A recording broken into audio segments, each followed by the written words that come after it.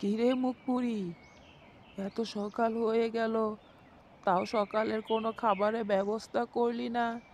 এখনো পড়ে পড়ে ঘুমাচ্ছিস নাকি? ওঠ মহারানী, তুই তো আমাকে একদম জ্বালিয়ে দিলি।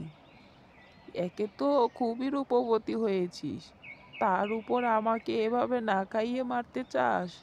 তোর জ্বালায় তো আমি আর বাঁচি না দেখি।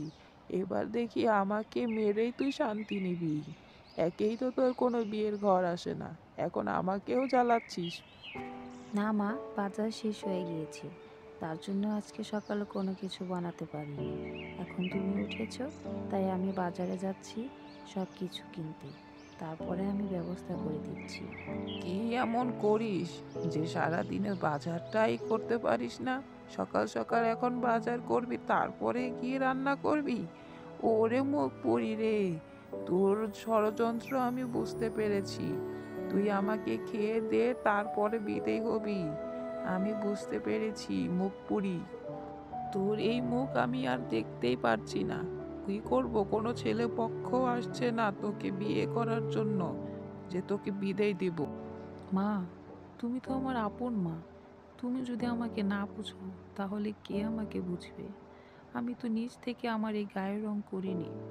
এটা তো আমাকে ওপরওয়ালা দিয়েছে। আমি কি করতে পারি বলো? আমি তো তোমাদের মাঝখানে বোঝা হয়ে গেছি। ফের ফের মুখে মুখে চোপা, এত চোপা হয়েছে তোর? এক্ষুনি যা, এক্ষুনি যা।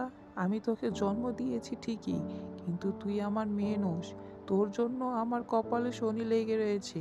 আমি তোকে কবে যে বিদায় করতে পারবো তা জানি না, কিন্তু তোকে বিদায় করতে পারলে আমি অনেক খুশি হই। আমার খুবই ক্ষুধা লেগেছে। এখন যা দেখি, বাজারে যা, ভালো দেখে কিছু কিনে নিয়ে এসে রান্না কর আমার জন্য। আমি শ্যামা, আমার গায়ের রং চাপা।